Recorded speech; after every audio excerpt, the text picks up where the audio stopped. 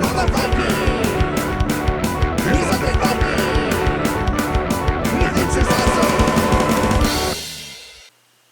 everybody, it's me, Undead Viking. I'm here to talk to you about a game called Dark Dealings. Dark Dealings is a card drafting, card planning game in which each player plays a evil dark overlord who resides in their evil dark overlord castle, and one day the heroes of the neighboring villages decide they're going to come and attack you and throw you out of their kingdom, and you need to first pick the heroes of the people that are looking to invade that you want to fight, and then you have to pick the defenses that you're going to use to fight them, and then also you have to figure out a way to plan the heroes to show up in a certain order so you're able to defeat them. It is a rather cute and rather clever game. It is actually kind of a mathy, thinky game, and it's one of those types that I actually enjoy. I like figuring out the puzzle. So let me show you how the game is played, and then we'll come back here and I'll tell you more about Dark Dealings. Alright, cool. Alright, this is exactly what you're going to get with Dark Dealings. Now, keep in mind that what you see in front of you is a prototype, and I do know that they have changed a few of the ways the cards will look and what have you, but what I have is completely playable and is indicative of the gameplay of the final version. So, this is the hero deck, and this is the defense deck. Just drawing a card to show you. Here you have the knight. As you can see that the knight has an armor value of 7. It has a special ability where it says defenses may strike multiple times, and it shows that it is vulnerable to these two types of attacks. This number on the bottom is important later on when we are going to be using these cards to bid for defenses when like we actually start defending our castles that are being invaded by these heroes. So that is one of the heroes. Now this is a defense card, and you can see this is like a little skeleton dude, and so as you can start off, these are the attack values of what the skeleton will do, and this is pretty weak. It's a 1/1/1, but sometimes you can combine defenses to do certain attacks and be able to take things out. And obviously not everything is going to have a knight, if you will. And then when you use them, you then turn the card like so. So then you move it to there, and you'll turn the card again, and then you'll notice that there's this little trash symbol there. That means after it's been used the third time, it is then trash. And you can then see it also has this type of an attack. And so, as luck would have it, I have a knight, and even though this wouldn't be able to kill it on its own, perhaps if you combined it, it would be able to, and see those two symbols match up. If it didn't have either that fire symbol or that skull symbol there, you would not be able to affect the knight at all with this particular defense. So at the beginning of the game, you will shuffle this deck of cards, and you will give 9 cards to each person. I'm not going to 3, 4, 5, 6, 7, 8, 9. And just like any good card drafting game, and I do like myself some card drafting games, as I said, you will look through the cards that you get. And so there's, as you can see, thieves, and there's elves, and here's a berserker, another elf. Let's see here, and I got a knight. I didn't get a halfling. I'll dig one out so you can actually see what it is. But so thieves have special abilities where it says the total strike must equal the armor exactly. So when you attack the thief, you have to do 3 points of damage. You can't do more; it won't do anything. Once again, here's a thief, with just a bigger ability, and those are the things they're vulnerable to. And you can see the number is different on the bottom. And an elf is just basically an elf. It has a armor value and what it's vulnerable to. It just has no special ability.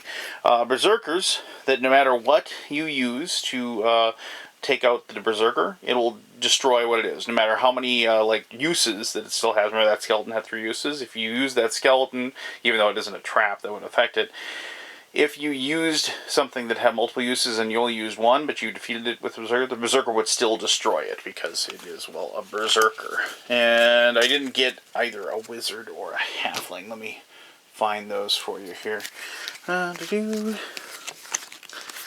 Here's a halfling. Halflings always travel in pairs. You notice that there's 2 of them there. And you have to defeat a halfling twice using different defenses. So you'd have to defeat it with fire and then defeat it with a trap to take it out. And did I finally get a wizard? Yeah, there we go.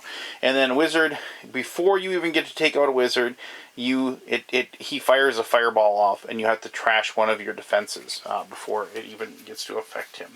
And as you saw, knights get affected multiple times. Normally, because they're slow, the attacks will be able to you'll be able to use things twice on them. So 1, 2, 3, 4, 5, 6, 7, 8, 9.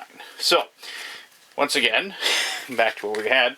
We have our 9 cards, and then what you do is you'll take 2 of these cards, just like any good drafting game. So and these are the heroes that you're going to be keeping, that you're going to try to defeat. And so you kind of want to have heroes that you can defeat with low armor perhaps, but also the numbers in the bottom are important too. So let's say keep this thief. Thieves are kind of annoying though, because you have to get that exactly the 3. Let's keep that 3. And I don't like berserkers. What's my worst elf that I have? This is probably a really good elf because it's got a high number. And so you keep those 2 and you put them down, and then you hand those off to the left. And so then let's say then, because I get 7 here. 1, 2, 3, 4. So these are the 7 cards I get handed here. Let's keep these weak halflings. I don't know, and let's keep both those weak halflings. I don't know why I would have been handed those, but I just want to show you how this works. And so you hand those off, and eventually, because it's if you're playing 4 players, you're going to get cards back. But I'm just going to fill up my hand. So eventually, you're going to have 8 heroes, and everybody else is going to have 8 heroes. And once the heroes are chosen, you don't need the rest, and you discard 1 hero of the 9, so you still have just the 8. And so you have your 8 heroes, and you have your cards in front of you like so. And what you will do then is you will then bid on defenses. And so what happens is that one player will take, so if there's 4 players, 1, 2, 3, 4, 5, 6, 7, 8. They're going to take 8 defenses, and they're going to put them out in front of everybody. And so let's just see what we get here.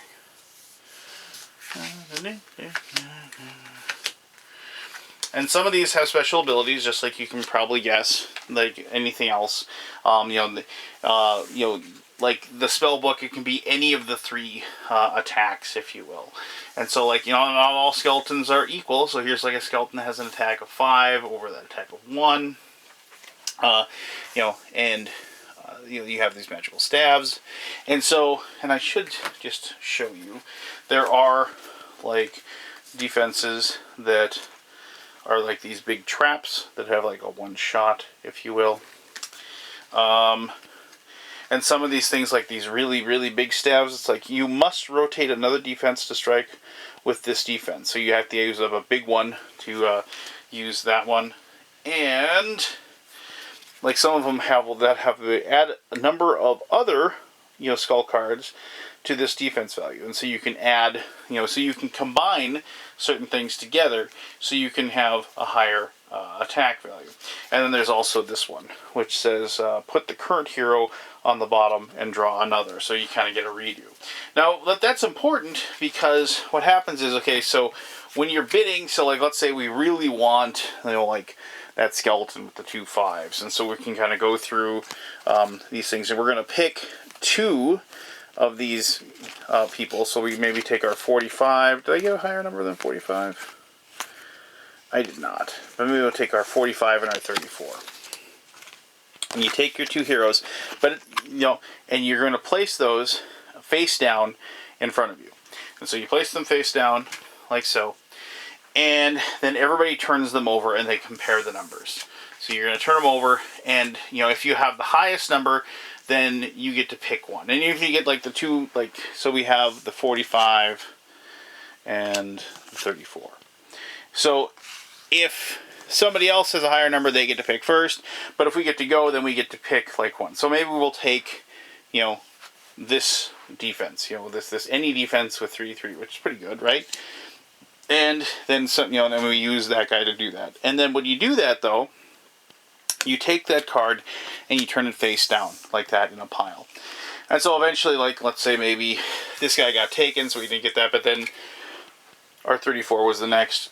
And so, you know, we're going to take this staff that has like fire 2/2, and you can take that as our defense, but then we take this other card like that and we place it down. So eventually all of those get taken, and then we're going to go ahead and put down, you know, 8 more defenses. And notice I'm going to show you that guy. That's pretty cool. I like those. Sometimes you'll have a defense that will actually change their ability as it's being used. And like so, like this guy, you notice at first he's a trap, then he's going to be a skull, and then he's going to be the fireball, and they're all 4s. And so, you know, and you know, so they do alter as the game goes, as they get used up. So next time you once again you're going to put, you know, your 2 heroes out. You'll bid your 2 heroes, and then you'll get, you know, a couple more defenses like so, and then you'll do it again and bid 2 heroes out, and you bid 2 heroes out, and eventually you'll have 8 defenses and 8 heroes. So I'm just going to grab some randomly here. So you have 8 defenses and 8 heroes, and then the order in which that you put your heroes down is the order in which you're going to have to fight them.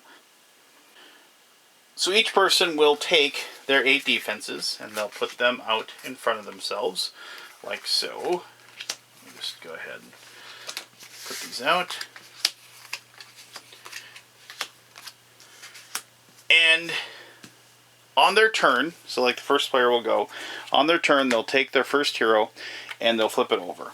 And then they have this halfling and defeat twice using different defenses. And so you have to look at what you have available to you, and you have to, and you notice that it is vulnerable to fire. And so then you'll go, okay, well, I have to use different defenses, so I'm going to use this one that attacks with 2, and this one that attacks with 2. I'm going to do that. And now difference, it doesn't have to be a different type, it just has to be a different defense. I couldn't use like one of them twice. And so we get rid of that guy, and then he's dead. So we've taken care of the first one. So then it goes to the next person, it goes to the next person, it goes to the next person, and then eventually it gets back to me, and I flip one over. And now I have a thief that I have to do exactly 3 damage. Well, luckily, I have this one that I can rotate like so, and I defeat that thief exactly with the 3. And then it'll eventually get back to me again. I have halflings that have to be defeated twice with a 3. And so now, like, you have a tough decision to make. So, you know, you can use up this defense to destroy it. That's 1. And then you got to use another one. So I don't want to use my wild card here. You know, I don't want to use either of those. So do I use one of my big ones? Do I use, you know, one of these, this with the 4? I'm going to probably end up using this guy. And I'm going to go ahead and defeat him.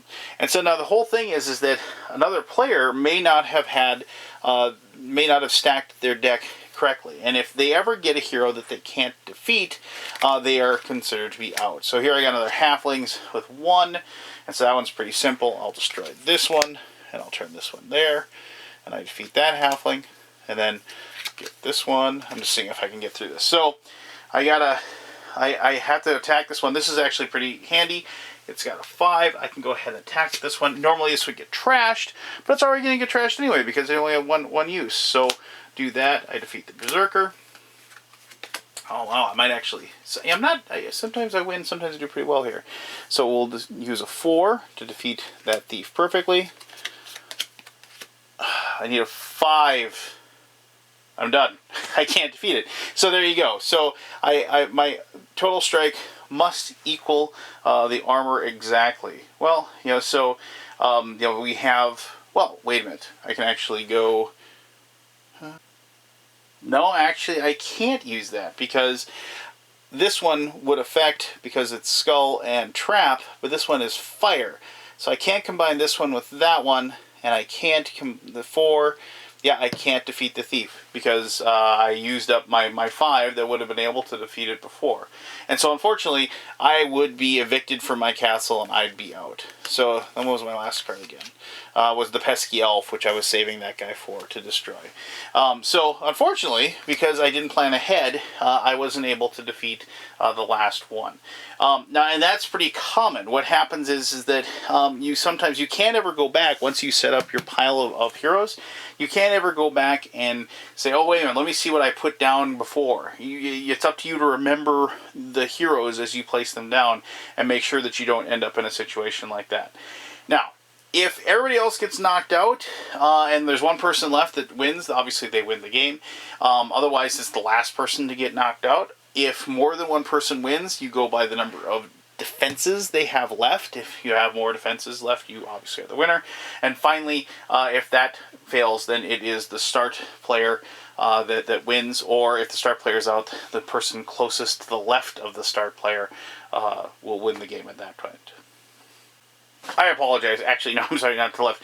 To the right of the first player is the winner of the game.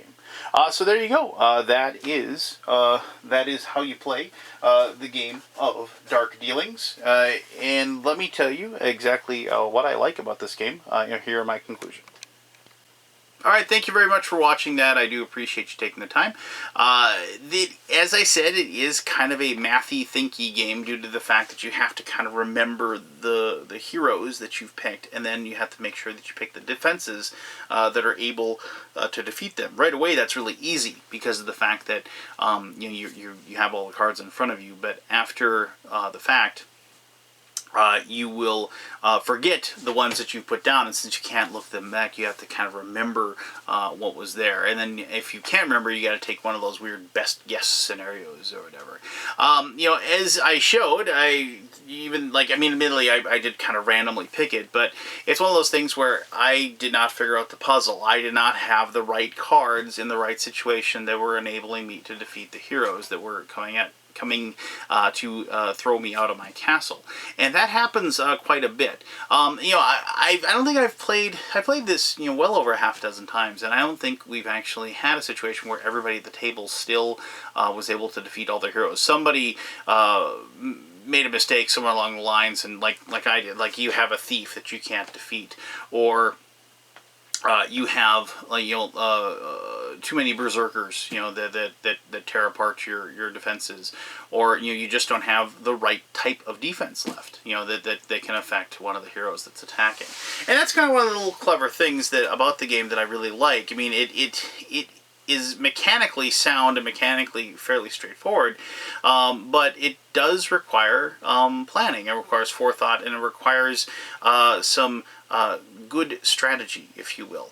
It is definitely a quick game, a quick little filler game, but as far as quick little filler games go, it is remarkably deep and rather fun. And this is one of those games that I say a lot, that it makes me feel smart when I do things right. And regardless of whether I win or lose, I like that aspect of like, wow, okay, I did figure that out. I did actually put this together really well. And I have played the game solo, and the solo variant for the game is rather well done as well, and it's kind of fun when you have some spare time, if you get some time to kill, to kind of put together that little puzzle for yourself and try to solve it and do as best as you possibly can. So there you go. I mean, the idea of the theme is rather well known at this point. We have tons of games and movies and what have you where we root for the bad guy, and here you go, you get to be the bad guy in kind of a cartoonish little fantasy world, and it harkens back, though